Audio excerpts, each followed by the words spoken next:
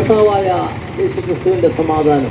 പ്രിയപ്പെട്ട സഹോദര സഹോദരന്മാരെ, 2000 വർഷങ്ങൾക്ക് മുമ്പ് യേശു കർത്താവ് തൻ്റെ 12 ശിഷ്യന്മാരെ തിരഞ്ഞെടുത്തിട്ട് അവരെ ദൈവത്തിൻ്റെ വചനം പഠിപ്പിച്ച് അവരെ ലോകത്തിൻ്റെ ഗുരുക്കന്മാരാക്കി എടുത്തുകൊണ്ട് അവരോട് കൽപ്പിച്ചത്, നിങ്ങൾ ഭൂലോകത്തിലൊക്കെയും പോയി സകല സൃഷ്ടികളോടും സുവിശേഷം പ്രസംഗിപ്പിക്കും. എന്താണ് ഭൂലോകത്തിലൊക്കെയും പോയി എല്ലാ സൃഷ്ടികളോടും സുവിശേഷം പ്രസംഗിക്കണമെന്ന് പറയാനുള്ള കാരണം? യേശു കർത്താവ് പറഞ്ഞു, കാലം തികഞ്ഞു, ദൈവരാജ്യം സമീപിച്ചിരിക്കാൻ മാനസാന്തരപ്പെട്ട് സുവിശേഷത്തിൽ വിശ്വസിക്കുന്നു. ഏതാനും ചില ദിവസങ്ങൾക്ക് ശേഷം വീണ്ടും ഞങ്ങൾക്ക് ഈ ദേശത്ത് വരുവാൻ ഉണ്ടായിരുന്ന ദൈവിക ആലോചനകളെന്ന് പറഞ്ഞാൽ, പ്രിയപ്പെട്ടവരെ, കർത്താവിൻ്റെ രണ്ടാമത്തെ വരവ് എത്രയും ആസന്നമായിരിക്കുന്നു. ലോക സംഭവങ്ങളെല്ലാം വിളിച്ചു പറഞ്ഞുകൊണ്ടിരിക്കുകയാണ്. കാരണം 2000 വർഷം മുതൽ ഇങ്ങോട്ട് നോക്കുവാനാണെങ്കിൽ ലോകത്തിൽ അനവധി അപകടങ്ങളും മൊത്തം പ്രതിസന്ധികളുമാണ്. ഏത് നിലയിൽ നമ്മൾ ചിന്തിച്ചാലും മുന്നോട്ട് പോകുവാൻ പറ്റാത്ത സാഹചര്യങ്ങളാണ് മനുഷ്യന്റെ മുന്നിലുള്ളത്. അപ്പോൾ നമ്മൾ ഈ കാരണത്താൽ അല്പസമയം ഒന്ന് ചിന്തിക്കേണ്ടത് ആവശ്യമായിരിക്കും. എബ്രായ ലേഖനം 9-ാം അധ്യായം അതിൻ്റെ 27-ാമത്തെ വാക്യത്തിൽ, വിശുദ്ധ ബൈബിളിലാണ് ഞാൻ പറയുന്നത്. വിശുദ്ധ ബൈബിളിൽ എബ്രായർക്ക് എഴുതിയ ലേഖനമുണ്ട്. ആ ലേഖനത്തിലെ 9-ാം അധ്യായം അതിൻ്റെ 27-ാമത്തെ വാക്യത്തിൽ വ്യക്തമായിട്ട് എഴുതിയിട്ടുണ്ട്, ഒരിക്കൽ മരിക്കയും പിന്നെ ന്യായവിധിയും സകല മനുഷ്യർക്കും നിയമിച്ചിരിക്കുന്നു.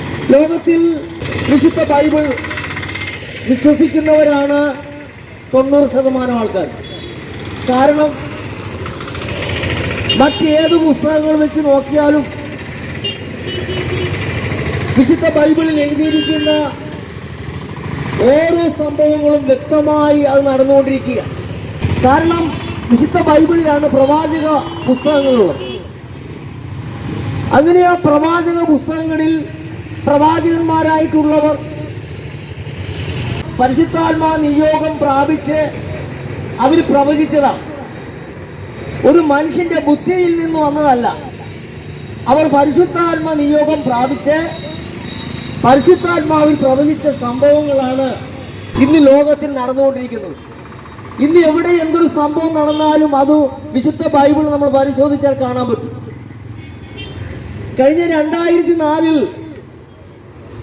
ഇന്തോനേഷ്യയിൽ ഉണ്ടായിരുന്ന ഒരു സുനാമിയെ കുറിച്ച് ചിന്തിച്ചപ്പോൾ അത് എവിടെയെല്ലാം പ്രതിഫലിച്ചു.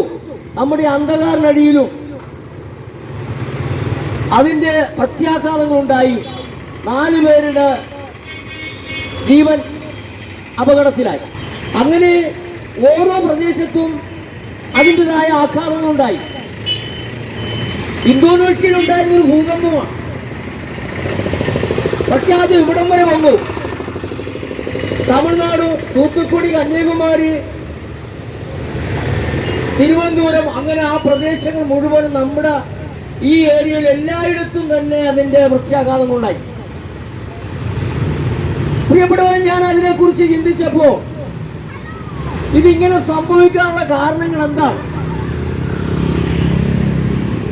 അങ്ങനെ പരിശോധിച്ചപ്പോൾ ഇരമ്യാ പ്രവാചകന്റെ പുസ്തകത്തിൽ വ്യക്തമായിട്ട് എഴുതി വെച്ചിരിക്കുന്നു. ദൈവം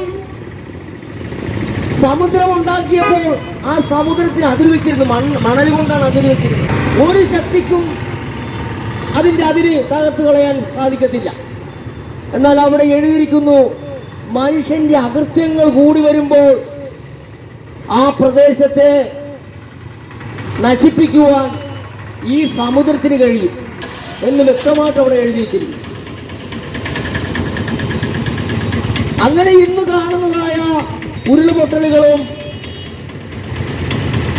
ഭൂകമ്പങ്ങളും മലയിടിച്ചിലും വെള്ളപ്പാച്ചിലും ഡാം പൊട്ടലും എല്ലാം നമ്മൾ ചിന്തിച്ചു കഴിഞ്ഞാൽ ഇതിനേക്കാൾ എത്രയോ 10 മടങ്ങ് മഴ ഈ ഭൂമിയിൽ പെയ്തിട്ടുണ്ട്. പക്ഷേ അന്നെങ്ങും ഉണ്ടാകാത്ത അതായ സംഭവങ്ങൾ ഇന്ന് ഓരോ ദിവസവും അടിക്കടി നടന്നുകൊണ്ടിരിക്കുകയാണ്. ഇതിനെക്കുറിച്ച് ചിന്തിച്ചാൽ ദൈവം ആകാശവും ഭൂമിയും സൃഷ്ടിച്ചപ്പോൾ ഇങ്ങനെ നശിക്കണമെന്ന് പറഞ്ഞിട്ടില്ല. പക്ഷേ നമ്മുടെ അകൃത്യമാണ് ഇതിനെല്ലാത്തിനും കാരണം. അത് നമ്മൾ മനസ്സിലാക്കിയാൽ ഒരു കുഴപ്പവും ഈ ഭൂമിക്കും ആകാശത്തിന് സംഭവിക്കത്തില്ല. പ്രിയപ്പെട്ടവരെ, ഇത് സൃഷ്ടിച്ചവൻ തന്നെ പറഞ്ഞിരിക്കുന്നു, തന്റെ ഏകജാതനായ പുത്രനിൽ വിശ്വസിക്കണമെന്നാണ് താൻ ആഗ്രഹിക്കുന്നത്. ലോകത്തിലുള്ള സകല മനുഷ്യരും ആ സകല മനുഷ്യരുടെയും പാപത്തിന് പരിഹാരമായി തീർന്നത്, കാൽവരി ക്രൂശിൽ 3 ആളുകളാൽ തൂങ്ങപ്പെട്ടത് തന്റെ ഏകജാതനായ പുത്രനാണ്. ആ തന്റെ ഏകജാതനായ പുത്രനാണ് ഈ ലോകത്തിന്റെ പാപം ചുമന്ന് നീക്കിയത്. അപ്പോൾ ആ ഏകജാതനായ പുത്രൻ ക്രൂശിക്കപ്പെട്ടു, മരിച്ച് അടക്കപ്പെട്ട് 3-ാം ദിവസം ഉയർത്തും. ആ ഉയർത്ത തന്റെ പുത്രനായ ക്രിസ്തുവിനെ ഈ ഭൂമിയിലുള്ള സകല മനുഷ്യരും വിശ്വസിക്കണമെന്നാണ്. അതിനാണ് തന്റെ 12 ശിഷ്യന്മാരെ തിരഞ്ഞെടുത്ത് ഈ ഭൂലോകത്തിലൊക്കെയും അയച്ചത്. അതിന്നും തന്റെ ശിഷ്യന്മാർ എല്ലാവരും മരിച്ചു പോയെങ്കിലും ഇന്നും ആ സുവിശേഷം ലോകത്തിന്റെ 5 വൻകരകളിലും പ്രസംഗിച്ചുകൊണ്ടിരിക്കുകയാണ്. കാരണം ദൈവം സ്നേഹിക്കുന്നു. സുവിശേഷം ഈ ദേശത്ത് കേൾക്കുവാൻ ഒരു ഭാഗ്യം ലഭിച്ചിട്ടുണ്ടെങ്കിൽ അത് ദൈവം ഈ ദേശത്തെ സ്നേഹിക്കുന്നത് കൊണ്ടാണ്.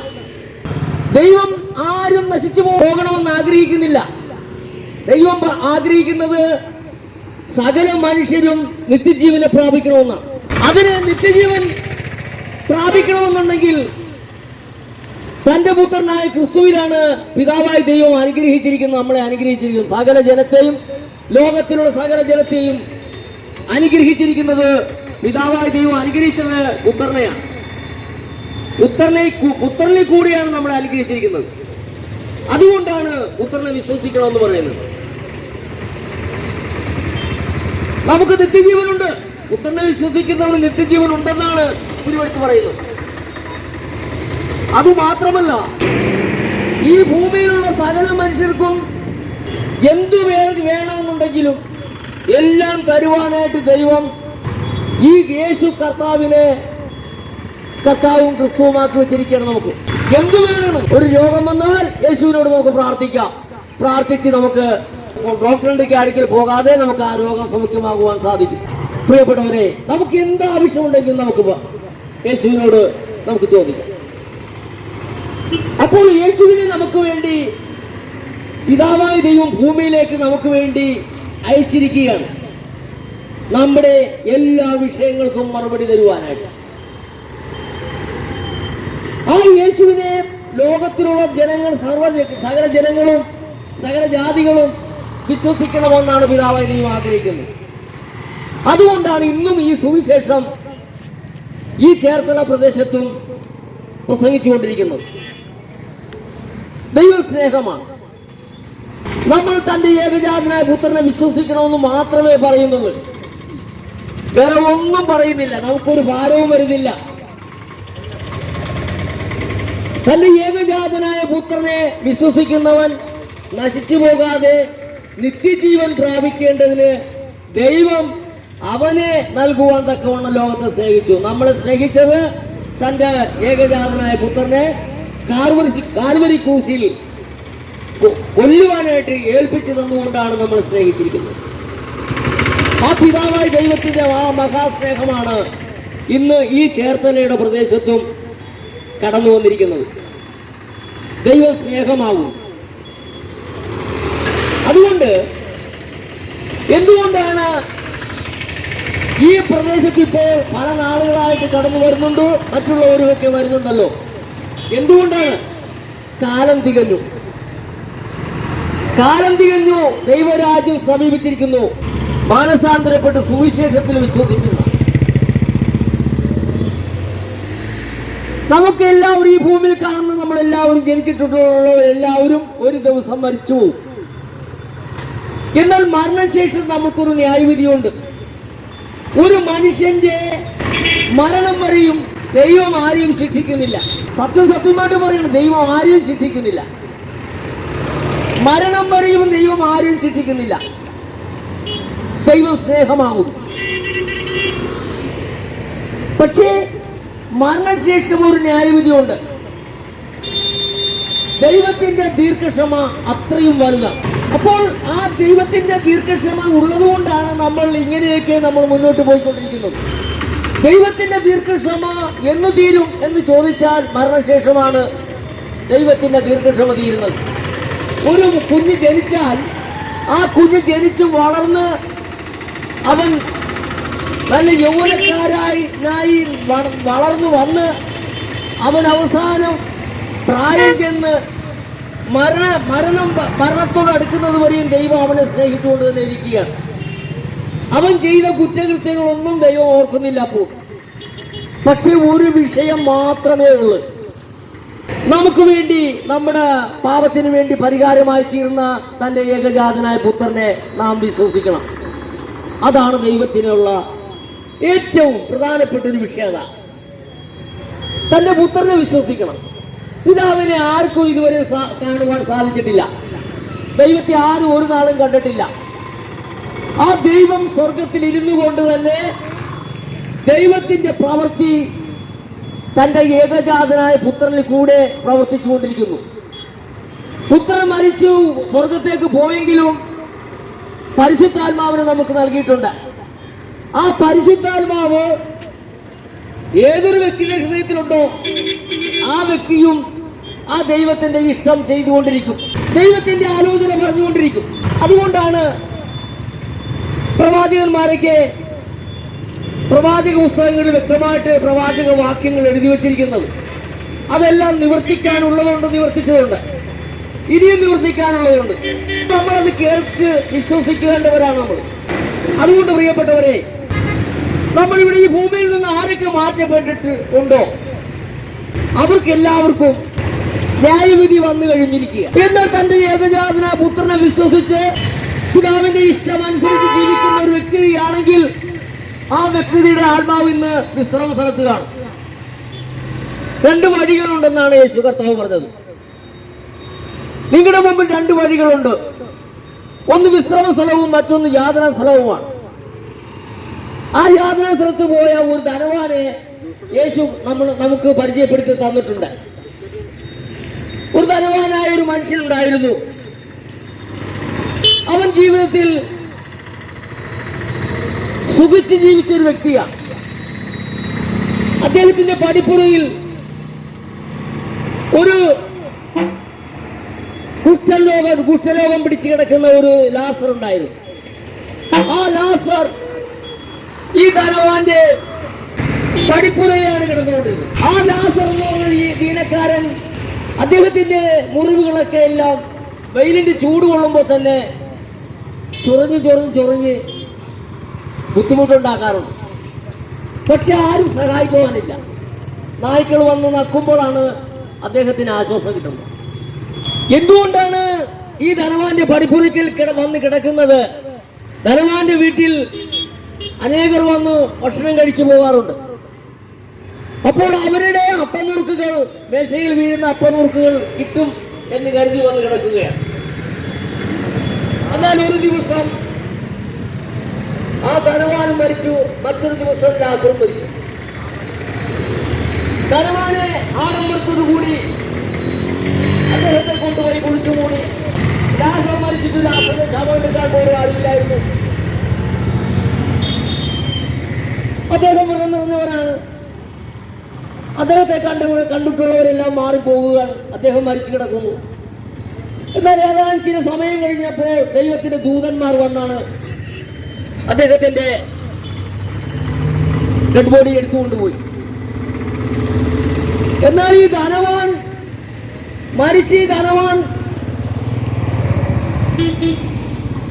യാതൊരു സ്ഥലത്ത് കിടക്കുമ്പോൾ അദ്ദേഹം നോക്കുമ്പോൾ കാണുന്നത് ഈ തന്റെ പടിപ്പുരയിൽ കിടന്നിരുന്ന ലാസർ നല്ല മിടുക്കനായി അബ്രഹാമിന്റെ മടിയിലിരിക്കുന്നതായിട്ടാണ് കാണുന്നത്. അവിടെ കിടന്നുകൊണ്ട് ധനവാൻ പറയുന്നു, അബ്രഹാം പിതാവേ, നിന്റെ മടിയിലിരിക്കുന്ന ലാസറിന്റെ ചെറുവിരൽ വെള്ളത്തിൽ മുക്കി എന്റെ നാവിൽ ഒന്ന് വെച്ചതാ, എനിക്ക് ചൂടുകൊണ്ട് ഞാൻ ഇവിടെ കിടന്ന് ഉളയുകയാണെന്നാണ് പറഞ്ഞത്. അബ്രഹാം പിതാവ് പറഞ്ഞത്, മകനെ, നിനക്ക് ഇങ്ങോട്ടും ഞങ്ങൾക്ക് അങ്ങോട്ടും വരാൻ പറ്റാത്ത വിധത്തിലുള്ള ഒരു തടസ്സമുണ്ട്, അതുകൊണ്ട് വരാൻ സാധിക്കത്തില്ല എന്ന്. ഉടനെ ധനവാൻ പറഞ്ഞത്, എന്നാൽ എന്റെ അപ്പന്റെ വീട്ടിൽ 5 സഹോദരന്മാരുണ്ട്, അവരോട് പോയി ലാസറിനോട് പറ, അവരും ഈ ദൈവത്തിൽ വിശ്വസിക്കുവാൻ പറയാം. അബ്രഹാം പിതാവ് പറഞ്ഞത്, അവിടെ മോശയും പ്രവാചകന്മാരും ഒക്കെ ഉണ്ട് പറയുവാനായിട്ട്. ഇല്ല, അവര് പറഞ്ഞാലൊന്നും എന്റെ സഹോദരന്മാരൊന്നും അനുസരിക്കത്തില്ല, കേൾക്കത്തില്ല. അബ്രഹാം പിതാവ് പറഞ്ഞു, ആ മോശയും പ്രവാചകന്മാരും പറയുന്നത് കേൾക്കാത്തവരാണെങ്കിൽ ഇവിടുന്ന് ലാസർ എന്ന് പറഞ്ഞാൽ പോലും കേൾക്കത്തില്ല എന്ന്. പ്രിയപ്പെട്ടവരെ, നാം ഒന്ന് മനസ്സിലാക്കുക, ഇത് നമ്മുടെ കർത്താവായ യേശു നമുക്ക് വേണ്ടി വ്യക്തമായി പറഞ്ഞൊരു വിഷയമാണ്. നാം ഈ ഭൂമിയിൽ ജീവിച്ചിരിക്കുമ്പോൾ നമ്മുടെ ജനനം മുതൽ പാപമാണ് നമ്മൾ ചെയ്തുകൊണ്ടിരിക്കുന്നത്. ദൈവത്തിന് ഹിതമല്ലാത്ത പ്രവർത്തികളെല്ലാം, നീതിയല്ലാത്തതെല്ലാം പാപമാണ്, നീതിയല്ലാത്തതെല്ലാം അനീതിയാണ്. അതുകൊണ്ട് ഈ അനീതി ചെയ്യുന്ന വ്യക്തികൾ ദൈവം ആരെയും തള്ളിക്കളയുന്നില്ല. എന്നാൽ ഒരു ദിവസം നമ്മൾ ആ ന്യായാസനത്തിന്റെ മുമ്പാകെ നിൽക്കേണ്ടി വരും. കാരണം ഇവിടെ ഒരു നിയമം തന്നിട്ട്, ഇവിടെ ഒരു പ്രമാണം തന്നിട്ട്, ആ പ്രമാണം ഇവിടെ അനുസരിക്കുന്നില്ലെങ്കിൽ തീർച്ചയായിട്ടും നമ്മൾ പിടിക്കപ്പെടും. ഒരു രാജ്യത്തിന്റെ നിയമം ഉണ്ടായിട്ടും നമ്മളത് അനുസരിച്ചില്ലെങ്കിൽ നമ്മളെ അറസ്റ്റ് ചെയ്ത് ലോക്കപ്പിലിടാൻ സാധിക്കും. എന്നാൽ ഈ സ്വർഗത്തിലെ നിയമത്തിന് വിരുദ്ധമായിട്ട് പ്രവർത്തിച്ചു കൊണ്ടിരിക്കുന്ന വ്യക്തികളെ ദൈവം അവർക്കൊരു ന്യായവിധി വെച്ചിരിക്കുന്നു. അവസാനം ആ ന്യായവിധി എന്നതോ വെളിച്ചം ലോകത്തിൽ വന്നിട്ടും മനുഷ്യരുടെ പ്രവൃത്തി ദോഷമുള്ളതാകയാൽ ആർക്കും വെളിച്ചത്തിലേക്ക് വരുവാൻ സാധിക്കുന്നില്ല. അതുകൊണ്ട് പ്രിയപ്പെട്ടവരെ, നാം ഒന്ന് മനസ്സിലാക്കുക, ഇവിടെ നമുക്ക് തന്നിരിക്കുന്ന ആയുസ് ഏറിയാൽ 70 അല്ലെങ്കിൽ 80, ബാക്കി ശിഷ്ടഭാഗം നമുക്ക് ചിന്തിക്കുവാൻ പോലും പറ്റാത്തതാണ്. അപ്പോൾ നമുക്ക് അടുത്ത ജീവിതം വെച്ചിരിക്കുന്നത് നിത്യമായ ഒരു ജീവിതമാണ് വെച്ചിരിക്കുന്നത്. അതായത് നിത്യ സന്തോഷം. നമ്മൾ ഈ ഭൂമിയിൽ കിടന്ന് എന്തെങ്കിലും കഷ്ടമോ ദുഃഖമോ അനുഭവിച്ചിട്ടുണ്ടെങ്കിൽ നമുക്കത് 10 മടങ്ങ് സന്തോഷമാണ് നമുക്ക് സ്വർഗത്തിൽ വെച്ചിരിക്കുന്നത്. സ്വർഗീയ പിതാവ് നമുക്ക് വെച്ചിരിക്കുന്നത് ഏറ്റവും നല്ലതൊന്നാണ് വെച്ചിരിക്കുന്നത്. കാരണം അവിടെ ക്ഷയം, വാട്ടം, മാലിന്യം എന്നിവയില്ലാത്തൊരു നല്ലൊരു അവകാശമാണ് നമുക്ക് വെച്ചിരിക്കുന്നത്. ആ നല്ലൊരു അവകാശത്തിനായിട്ടാണ് നമ്മളെ വീണ്ടും ഇവിടെ ജനിപ്പിച്ചിരിക്കുന്നത്. ഈ വീണ്ടും ജനിപ്പിച്ചു എന്ന് പറയുമ്പോൾ തെറ്റിദ്ധരിക്കരുത്. നമ്മൾ ആദ്യം നമ്മൾ അമ്മയുടെ വയറ്റിൽ നിന്ന് ജനിച്ചു, ജഡപ്രകാരം ജനിച്ചു. എന്നാൽ ആ വ്യക്തി വീണ്ടും ഒരു ജനനം അത്യാവശ്യമാണ്. കാരണം യോഹന്നാന്റെ സുവിശേഷം 3-ാം അധ്യായത്തിൽ യേശു പറയുന്നുണ്ട്, നിക്കോദെമോസിനോട് പറയുന്നുണ്ട്, നീ വീണ്ടും ജനിച്ചില്ല എങ്കിൽ ദൈവരാജ്യം കാണുക പോലുമില്ലെന്ന് പറഞ്ഞു. അപ്പൊ വീണ്ടും ജനനം എന്താണ്? വീണ്ടും ജനനം വചനം കേട്ട് വിശ്വസിക്കുമ്പോൾ നമ്മുടെ ഹൃദയത്തിൽ ഒരു ജനനം നടക്കും. പത്രോസ് അപ്പോസ്തലൻ ഇങ്ങനെയാ പറയുന്നത്, കെടുന്ന ബീജത്താലല്ല, കെടാത്തതിനാലും നിലനിൽക്കുന്നതുമായ ദൈവവചനത്താൽ തന്നെ നിങ്ങൾ വീണ്ടും ജനിച്ചിരിക്കുന്നു എന്നാണ്. അപ്പൊ ദൈവത്തിന്റെ വചനം കേട്ടു വിശ്വസിച്ചാൽ അവിടെ ഒരു ജനനം നടക്കും. അത് നമ്മൾ അറിയുന്നില്ല, നമ്മുടെ ഹൃദയത്തിൽ നടക്കുന്ന ഒരു സംഭവമാണ്. നാം പിതാവായി ദൈവത്തിന്റെ ബീജത്തിൽ നാം ജനിക്കുകയാണ്. അന്നു മുതൽ നാം ദൈവത്തിന്റെ പുത്രിപുത്രന്മാരാകുകയാണ്. യോഹന്നാന്റെ സുവിശേഷം 1-ാം അധ്യായം അതിന്റെ 13-ാം വാക്യത്തിൽ എഴുതിയിട്ടുണ്ട്, അവനെ കൈക്കൊണ്ട് അവന്റെ നാമത്തിൽ വിശ്വസിക്കുന്ന ഏവർക്കും ദൈവമക്കളാകുവാൻ അവൻ ശക്തി തന്നുന്ന, അധികാരം തന്നെന്നും അവിടെ എഴുതിയിട്ടുണ്ട്. അപ്പൊ അവനെ കൈക്കൊണ്ട്, ആരാണ് അവൻ? പുത്രൻ, ദൈവത്തിന്റെ പുത്രനായ ക്രിസ്തുവിനെ കൈക്കൊണ്ട് അവന്റെ നാമത്തിൽ വിശ്വസിക്കുന്ന ഏവർക്കും ദൈവമക്കളാകുവാൻ അവൻ അധികാരം തന്നു. ഇത് പിതാവ് തന്നിരിക്കുന്നതാണ്. അതാണ് പത്രോസ് പറഞ്ഞത്. കെടുന്ന ബീജത്താലല്ല, കെടാത്തതിനാലും ജീവനുള്ളതും നിലനിൽക്കുന്നതുമായ ദൈവവചനത്താൽ തന്നെ വീണ്ടും ജനിച്ചിരിക്കുന്നു എന്നാണ് വ്യക്തമായിട്ട് പറയുന്നത്. അപ്പോൾ ഏതൊരു വ്യക്തിയും ഈ ഭൂമിയിൽ ഏത് ആചാരങ്ങളാണെങ്കിലും അനുഷ്ഠാനങ്ങളാണെങ്കിലും ഏത് മതത്തിലാണെങ്കിലും അനുസരിച്ചു പോകുന്ന ഒരു വ്യക്തി ആയിരുന്നിരിക്കട്ടെ, ആ വ്യക്തിക്ക് ഏതെങ്കിലും ഒരു സമയത്ത് യേശുക്രിസ്തുവിന്റെ സുവിശേഷം കേൾക്കുവാൻ ഒരു ഭാഗ്യം ലഭിച്ചാൽ, ആ വ്യക്തി ഹൃദയം കൊണ്ട് വിശ്വസിച്ചാൽ ആ വ്യക്തി അന്ന് രക്ഷിക്കപ്പെടും. റോമാലേഖനത്തിൽ ഇങ്ങനെ എഴുതിയിരിക്കുന്നത്, റോമാലേഖനത്തിൽ എഴുതിയിരിക്കുന്നത് ഇങ്ങനെയാണ്: യേശുവിനെ കർത്താവെന്ന് വായുകൊണ്ട് ഏറ്റുപറയുകയും ദൈവം അവനെ മരിച്ചവൻ ഉയർപ്പിച്ചു എന്ന് ഹൃദയം കൊണ്ട് വിശ്വസിക്കുകയും ചെയ്താൽ നീ രക്ഷിക്കപ്പെടുമെന്നാണ്. അപ്പോൾ ഈ വക്രതയുള്ള തലമുറയിൽ നിന്ന് രക്ഷിക്കപ്പെടുകയാണ്. പത്രോസ് പറഞ്ഞു, വക്രതയുള്ള തലമുറയിൽ നിന്ന് രക്ഷിക്കപ്പെടുകയും വീട് പണിയുന്നവരായി നിങ്ങൾ തന്നെ തള്ളിക്കളഞ്ഞ കല്ല് തന്നെ മൂലക്കല്ലായി തീർന്നു. അത് യേശു ക്രിസ്തുവിനാൽ സംഭവിച്ചു എന്നാണ് വ്യക്തമായിട്ട് പറയുന്നത്. യേശുവിനെ യഹൂദന്മാർ അംഗീകരിച്ചില്ല, സ്വന്തത്തിലേക്ക് വന്നു, സ്വന്തമായവരോ അവനെ കൈക്കൊണ്ടില്ല. അവനെ കൈക്കൊണ്ട് അവന്റെ നാമത്തിൽ വിശ്വസിക്കുന്ന ഏവർക്കും ദൈവമക്കളാകുവാൻ അവൻ അധികാരം തന്നു. ഒരു യഹൂദനായി പിറന്ന ആ യേശു കർത്താവ് ആ യഹൂദ മതത്തിലേക്ക് ചെന്നു, അവരെ നേടുവാനായിട്ട് ചെന്നു. അവർ അവനെ അംഗീകരിച്ചില്ല, അവരെല്ലാവരും കൂടി അവനെ തല്ലിക്കൊന്നു. എന്നാൽ അതിനെ വ്യക്തമായിട്ട് പറഞ്ഞു, വീട് പണിയുന്നവരായി നിങ്ങൾ തള്ളിക്കളഞ്ഞിട്ട് കോണിന്റെ മൂലക്കല്ലായി തീർന്ന ഇവൻ തന്നെ എന്ന് പറഞ്ഞു. യേശു ക്രിസ്തുവിനെ കുറിച്ച് പറഞ്ഞു. പ്രിയപ്പെട്ടവരെ, ഈ ലോകത്തിലുള്ള ആർക്കെങ്കിലും ആ യേശുവിനെ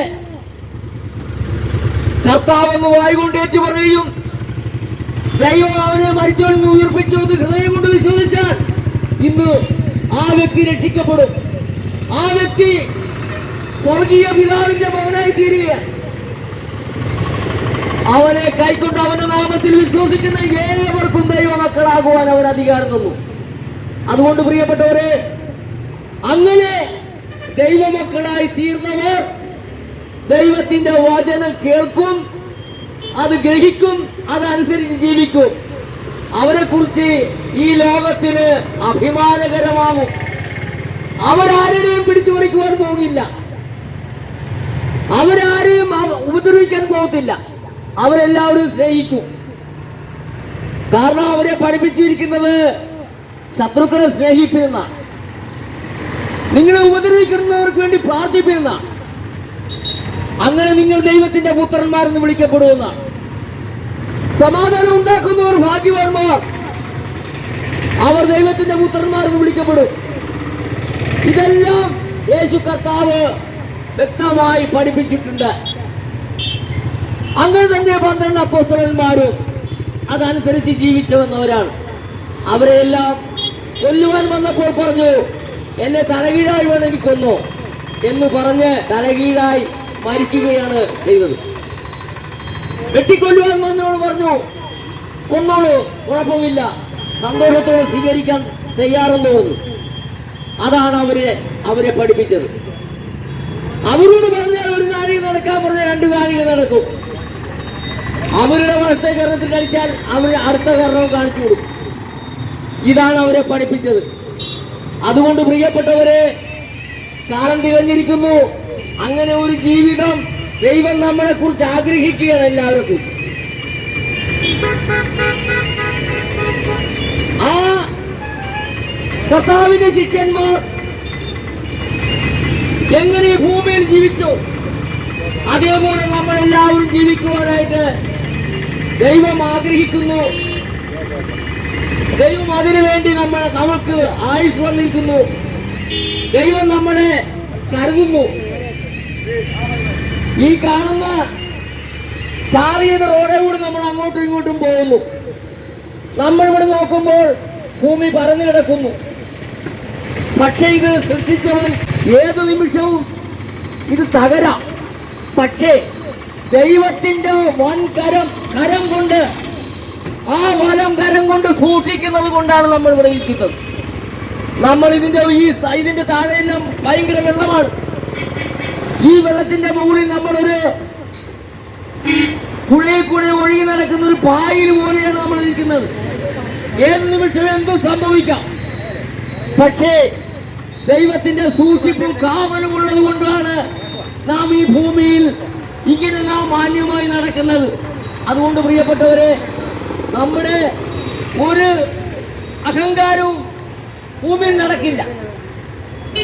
അതുകൊണ്ട് ദൈവം നമ്മളെ സ്നേഹിക്കുന്നത് കൊണ്ടും ദൈവം നമ്മളെ കരുതുന്നത് കൊണ്ടുമാണ് നമുക്കിങ്ങനെ മുന്നോട്ട് പോകുവാൻ സാധിക്കുന്നത്. അതുകൊണ്ട് പ്രിയപ്പെട്ട സഹോദരന്മാരെ, കാലം തികഞ്ഞു, ദൈവരാജ്യം സമീപിച്ചിരിക്കുന്നു.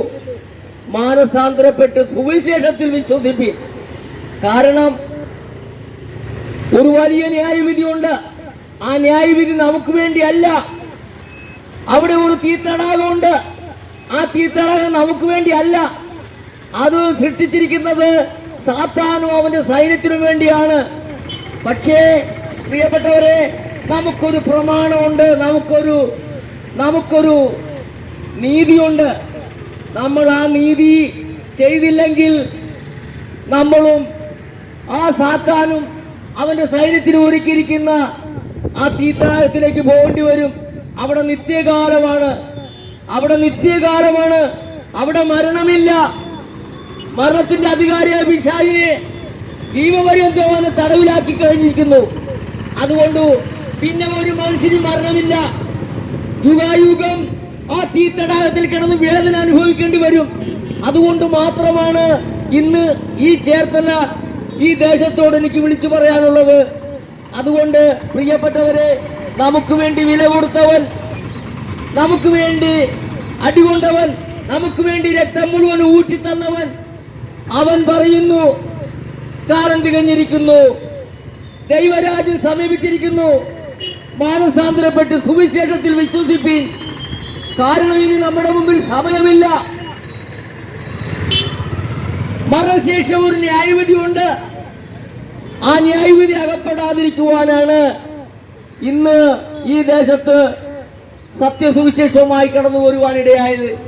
അതുകൊണ്ട് എന്നെ കേട്ടുകൊണ്ടിരിക്കുന്ന ദൂരത്തും ചാരത്തുമായി ഈ ശബ്ദപരിധിക്കുള്ളിൽ ഈ എന്നെ ശ്രമിച്ചുകൊണ്ടിരുന്ന എല്ലാ മാന്യ ശ്രോതാക്കൾക്കും കർത്താവായ യേശുക്രിസ്തുവിന്റെ നാമത്തിൽ ഒരു പ്രാവശ്യം കൂടി നന്ദി പറഞ്ഞുകൊണ്ട് ഞാൻ ചുരുക്കുകയാണ്.